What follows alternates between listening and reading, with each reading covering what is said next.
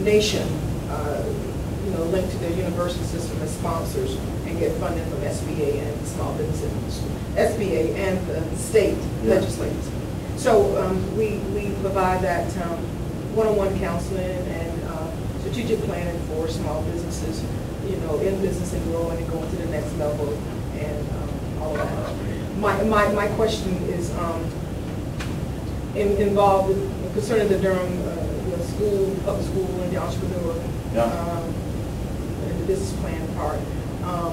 How does one get involved in that? I think I didn't clearly get, the understanding of that, and there's too much time for that for me to understand that. I could go somewhere and kind of understand it a little bit better how it works. Yeah. That's my question. So, kind of fast, and I may have missed the piece or two. No, it's fine. There's a woman named Lisa Bear who works at the Central Administration under the leadership of Carl Harris and Karen Zingo, who is doing this program, who is in charge of making sure it works. With a curriculum over 4 months, probably developed or given by NIFTY, which is the National Foundation for Teaching Entrepreneurship.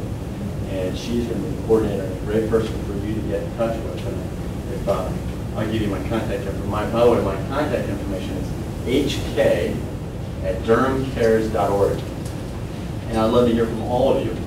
Again, and this is in reference to what I said at the outset and reference to working with different organizations. If we all work together and bring together our, what our strengths are, we can really make a difference. No interest in going this on our own. And so, love to hear about the ways we can work together. And I can absolutely plug you into Lisa Bear. Okay. Who's really running the program. We're just funding the microloan part, really, and I speak once or twice along the way, but it's really her baby. We've done some things with schools and entrepreneurship, and they're doing business plans and coming in and reading their business plans and things like that. So, you'd be a great resource. So that's how I wanted to. She's starting from scratch. Great. Yeah, Lloyd. I just had a metrics question about DurhamCares. How many hits are you getting? How fast does it grow in terms of the hits the site is getting? Yeah, we launched a new site in April.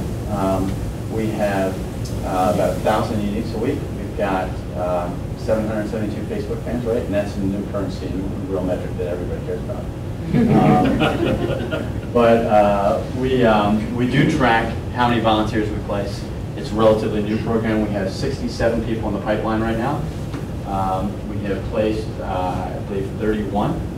So, a lot of these things are relatively brand new initiatives, but we look at the number of success grants. If you go back to the success grant page, and this is just a screenshot, but at the bottom here, you'll see, actually it's right here, 238 people made 378 pledges for $74,000. So we're very much about tracking our success and our progress. So the 74 goes on top of the 80 that's already been pledged. So there's $150,000 in this program to reward charities. Well, you may already know this, and I'm asking Flo back here because she knows it better. We used to be co-located by the Volunteer Center, and they had a robust staff here 5 years ago. They were doing all sorts of really great things in Durham. The thing that I'm concerned about, and I hear this because I didn't know about the Volunteer, I knew that they were having some troubles. They have something called Share Your Christmas, which is a very wonderful program. They can collaborate with the Department of Social Services. They get low-will folks something at Christmas, which I'm somewhat secular, obviously, but somewhat not so secular. Not so secular. Christmas is pretty much a well, depending on your perspective, right? Yeah. Okay. So just hope that program doesn't go away and have somebody paying attention to it, because we help lots of very low-income older adults that rely on that for any bit of Christmas. So I'm just putting it out there. If they're going under, we're going to be in big trouble with that program unless the Department of Social Services picks it up. So have it on somebody's radar screen. Yeah. No, that's a good heads up. And you find that it's something that's going south and that there's a network of people that are dependent on that? Yes, big network. Okay. So then it's we'd be happy to lend a hand. Thank you. And I don't know if it means that it makes sense for us to take it over or just to publicize it. And they may be planning to do it, and they may have handed over to the Department of Social Services. I don't know. This is the first I've heard about it, but I just know for the people that we try to help, that is a one ray of Christmas that many of them get. Yeah, I'll follow up with you on that. Thank you have a card also? Yes. Okay. Because you're right. If that's something that's already in existence and people are dependent on it, I would think that we could get, at the very least, the faith community plugged in.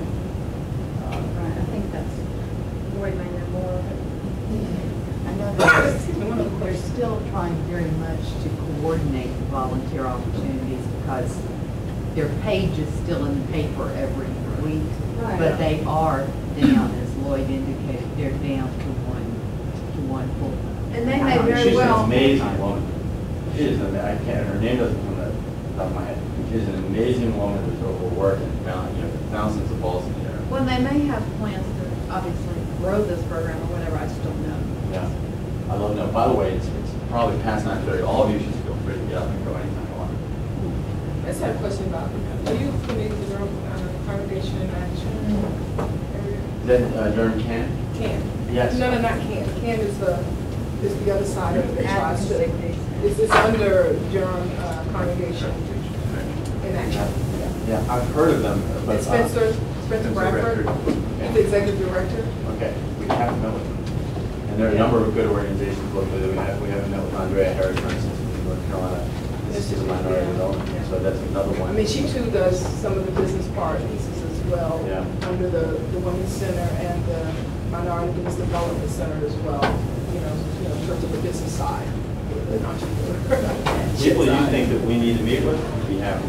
Yeah, but it's just because he is supposed to be uniting the faith-based community in Durham. Yeah. And, so that's what that's supposed to be. And Durham Can comes under that. And I know we're also with something called the Durham Prisoners Resource Roundtable, and we're kind of coming under that because we're linking faith-based, non-faith-based to that flight. When ex-inmates are reintegrated back into society. Yeah, but Spencer Bradford's group. DCI is much more active, yes. It's much more active, and some limit what it is that they do, but, bringing that together, I think that's kind of a mission of mine, and I share with Spencer, and some others. I'd love to be with us. Yeah, we've got an investment with, in supporting them. We've got Nicole Jackson, who does mega industries and new beginnings outreaches for ex-offenders. And so we've got real keen interest in helping that population. So and I'm not saying not moving into, I'm just saying even that needs to be moved, over because of, coming together for the better of Durham and not, segregated. So I think both are necessary. But, Thank you. Can I get one of your cards? Sure. Thank you all for coming. Yeah. Just one quick question. Your volunteer, my name is, just wondering about your volunteer base. Are you finding that most of them are Durham natives, or are a lot of the newcomers to the Durham area? It's a mix, it really is. But on our trips, about 80% of people did not live in Durham 10 years ago. It's a great bullish sign. It means that Durham is an attractive community for people to pick up and move there.